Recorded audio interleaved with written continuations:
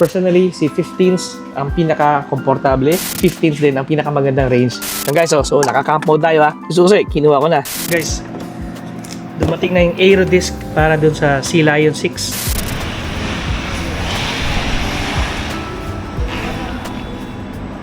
So, pagko na tayo ng setup muna ngayon. Ito itsura ng ano natin. Jinke, pati yung KYD na Excel.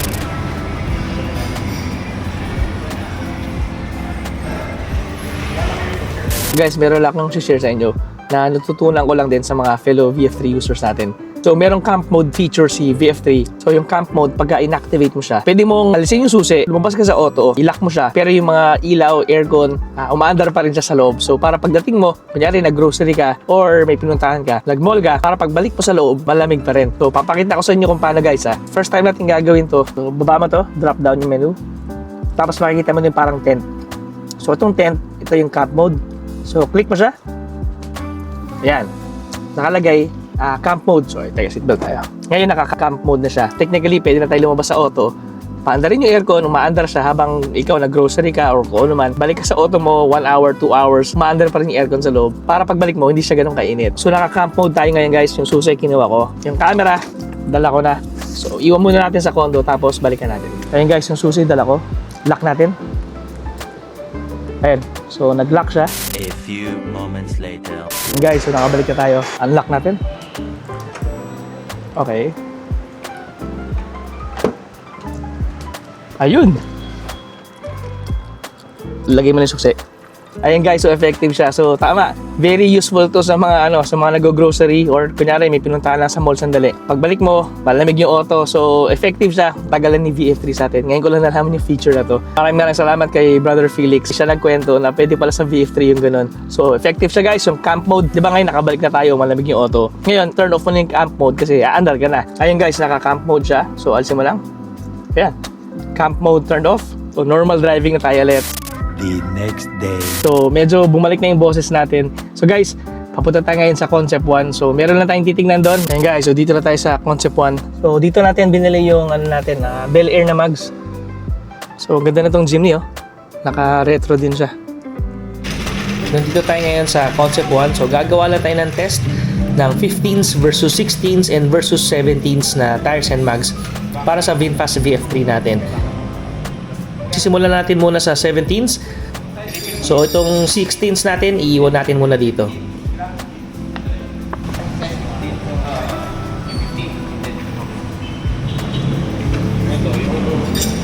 Ito niya, 20 kg.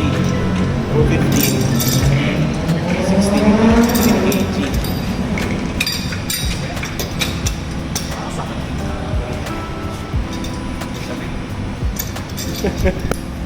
So dito tayo sa Concept 1 sama si Brother Luis.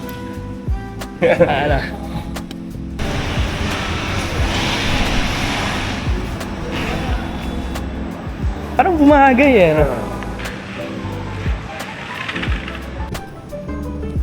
So guys, Mazda 3 na naka Auto X na naka 19s. Ganda. Ko na alam, ikaw na.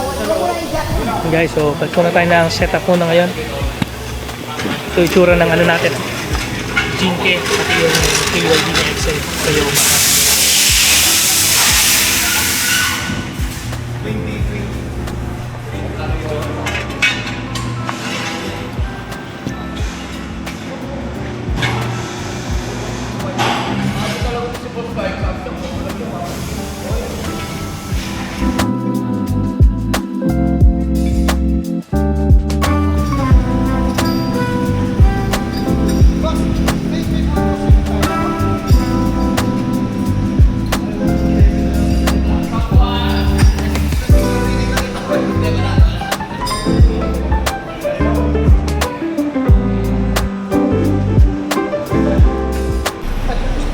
Tatakbo ngayon to. Ganda. Ganda, ganda na. Bagay, no? Oh, sana ano ngayon po. Oo. Bagay Parang ka na. European na dati. Tinakto ba ako, tinabla?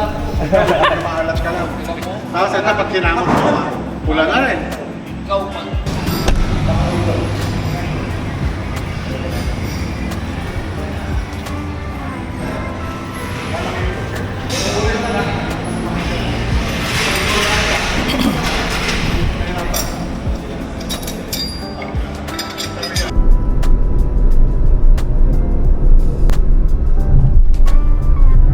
balik natin sa opisina.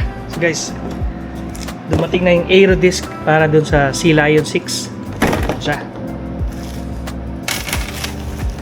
Tapos at the same time, kagagaling natin dun sa Concept 1. So meron silang pinahiram sa atin na 17-inch na mag. So kakaiba to. So first time natin magsa 17-inch na low profile.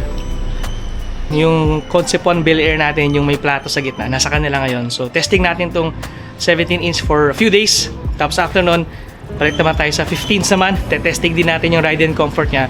Pati yung sa range niya kung madadagdagan. Exciting tong part na to. Personal experience natin dun sa 15s versus 16s and 17s. Then, exciting din na makabit tong aero disc para dito sa Sea Lion 6 naman. So, yun guys, ang abangan nating project ngayon. Ngayon, ikot natin si VF3 gamit yung 17s pa. So, yung 21550 R17, so PR Tech. So, 21550 R17. Yung sa 16s naman natin is 21565 16s naman siya. So, kakaiba. Ganda na yung tsura. Although, nagdagdag lang kami ng spacers dito kasi tumatama siya dun sa may shock mount. So, sa likod, naglagay din tayo ng spacers din. So, meron siyang 3mm spacer sa likod. Then, meron din 3mm spacers dito sa harap. So, yun guys. So, few days gamit natin itong 17s. Then, palit natin to 15s naman para meron tayong comparison o kung madadagdagan yung range niya pati yung kanyang ride and comfort. So, ito siya guys. Picturean ko lang para makita nyo guys.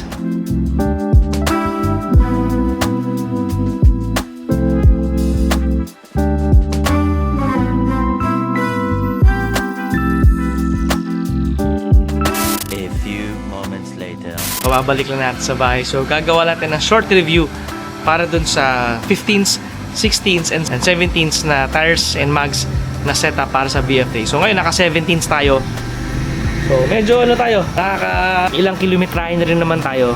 Gagawin ko siya ng initial review kasi bukas, magpapalit naman tayo sa 15. So, mamaya, pupuntahan natin siya dito mula sa bahay hanggang Magnolia. Usually, 96% ay dumarating doon. So, nakailang beses natin ginawa yon. Ngayon, titignan natin kung ilang percent ang aabutin natin with the 17s na naka-Concept 1 na 17s. And then guys, good news, dumating yung mga goodies natin galing Vietnam. So, mag-unbox tayo bukas ng goodies galing sa Vietnam para sa VinFast VF3 natin. So, yun yung mga gagawin natin. Then guys, may papakita ko sa inyo. Aero disc para sa BYD Sea Lion 6. So, ito siya.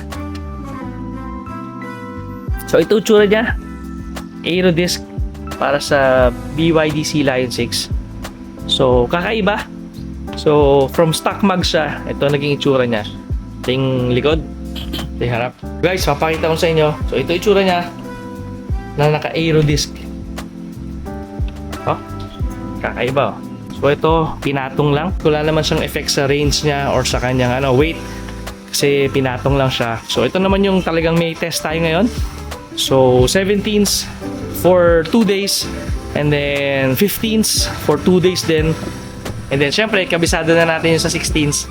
Tignan natin kung ano yung magiging comparison nila. Pero so far, so good. Ang initial comment ko lang dito, mas naging stable yung kanyang ride. Hindi ko lang sure kung dahil comfort itong tires natin versus dun sa all-terrain. Pero mamaya, gagawin natin yung test na from bahay hanggang Magnolia. Dapat makarating tayo sa Magnolia with 96% gamit itong 17s. And then bukas, gawin din natin yon sa 15s naman.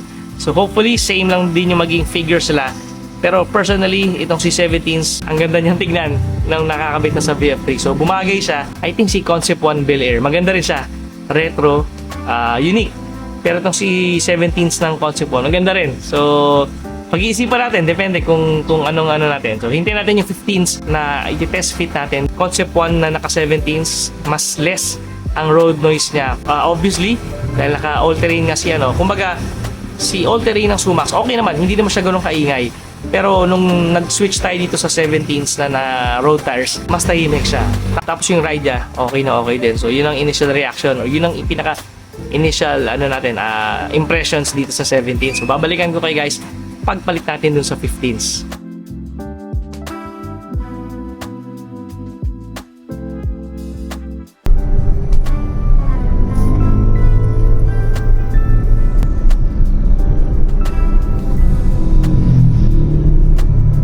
Ayun guys, so kararating na natin. Ang ating battery percentage na na-consume natin is 5%.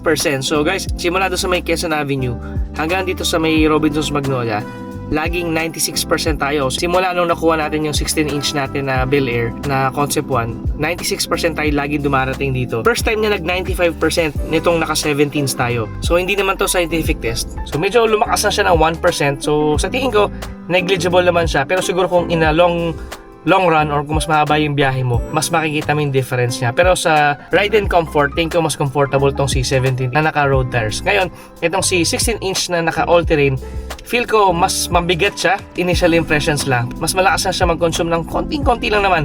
Hindi mo siya mapapansin halos kasi kung nasa 94-93% to, medyo malakas siya. Pero nakarating tayo with 95%, so okay na rin. Bukas guys, pupunta tayo sa Concept 1 ulit. Papalitan natin yung mags and tires naman natin to 15s. So ano na to? Another 2-day test lang naman. Within the city drive lang. EDSA, Quezon Ave, bahay, opisina. Samahan nyo ako dito sa test natin na to na 15s versus 16s and versus 17s. So papunta tayo ngayon sa Concept 1. So papalitan natin yung 17s natin to 15s. So dito na tayo ngayon sa Concept 1. So papalitan na nila yung 17s to 15s. So yung 16s natin na Bel Air, doon nakatambay muna sandali. So yun guys, tara, samahan niyo ako. Palit muna tayong gulong. Ganda guys, Land Cruiser ni Sir Sam. Sobrang kinis. Sobrang ganda. Ang linis. Wala akong masabi. So V6 pala siya na 3.4. Ganda Ganda rin ang gym niya. Sir Sam, ganda. Tastefully built siya. Solid. So guys, ayun. So dito tayo ngayon sa Concept 1. Waiting tayo. So papalit yung 15s. So ito yung Bel Air natin dito. So tabi muna sila dito. Ayun guys, so papalitan na ito 15s. Andun yung tires, check natin. So, ganda talaga nitong Land Cruiser ni Sir Sam. Kiinis. Oh. Kinis Ayan, tingnan natin to. So, ito tayo, 15s.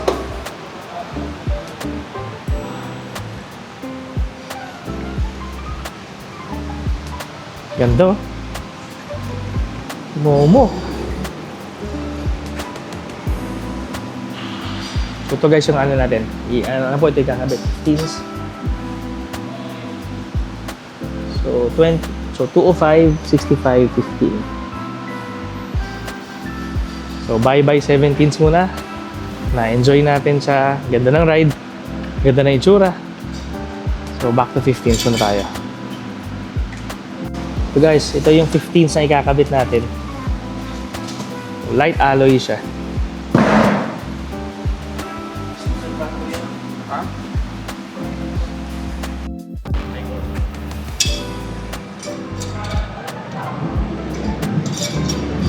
Guys, so bye-bye 17s. So, enjoy na lang. Na-enjoy natin siya.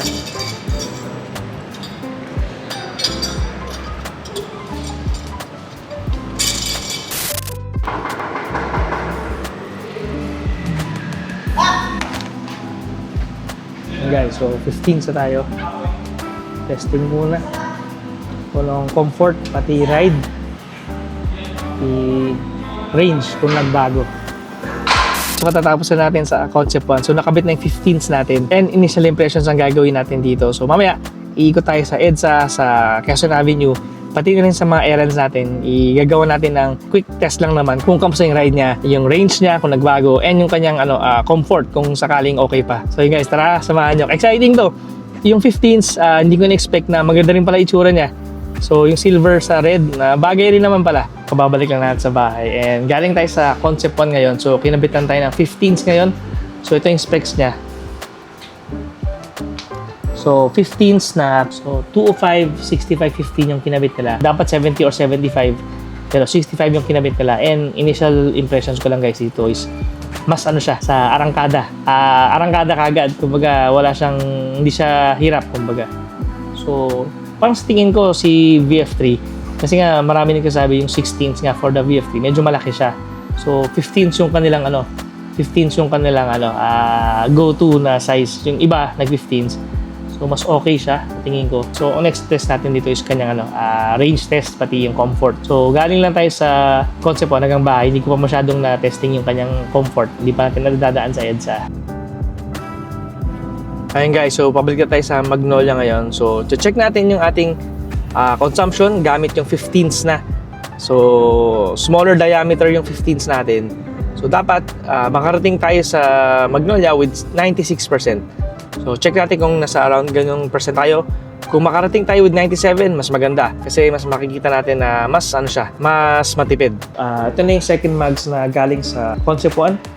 So, ito yung 15-inch nila. So, 15-inch tire siya. So, 205, 65, 15. Ito yung second mags na tinesting natin na Concept 1 para sa VF3 natin. And so far, sa napansin ko, personally, si 15s ang pinaka-komportable. 15s din ang pinakamagandang range na nabigay para kay VF3. So, dito sa bahay hanggang sa Robinsons Magnolia, si 16-inch natin na Bel Air, laging 96% tayo. Siguro, 96% na papunta ng 95. So, yun yung napapansin ko lagi. So, 96%. So, pag medyo malapit na tayo sa Magnolia, nasa 96 na siya. Hanggang sa makarating tayo sa Magnolia, 96% siya. And then, si 17s naman, pagdating natin sa Magnolia, 95% siya. So, yun ang naging consumption niya. And pagdating naman dito kay 15s, pagdating natin sa Magnolia, nasa 97 pa siya. Pagdating dun sa parking, saka pala siya bumaba ng 96. So, sa tingin ko, personally, si 15s ang pinaka-komportable, pinakamagandang range din na ibibigay para kay VF3. Yun nga lang, hanap ka na lang siguro ng mags na 15s na babagay para sa VF3 mo. Pero personally, sa na-try natin dito kay VF3, yung 17s na black, sobrang ganda na bumagay kay VF3. Same din dun sa Bel Air na gamit natin na for the longest time dito kay VF3. So yun guys, ang aking personal experience or initial impressions dun sa pag-try sa 15s, 16s, and 17s. And at the same time, nga pala guys, itong 15s na gamit natin, ang suggestion ni Sir Sam, sa owner ng Concept 1, is try natin yung mas maliit na diameter. Meaning, so dapat 205-70 or 205-75 15s yung gagamitin natin na comparison. Pero sabi ni Sir Sam, try natin na mas maliit yung diameter niya. So ginawa niya is 205-65 15s. And napansin ko sa performance niya sa acceleration and sa pagka yung inarangkada mo siya from 20 kilometers to 30 kilometers per hour na takbo, biglang inapakan mo.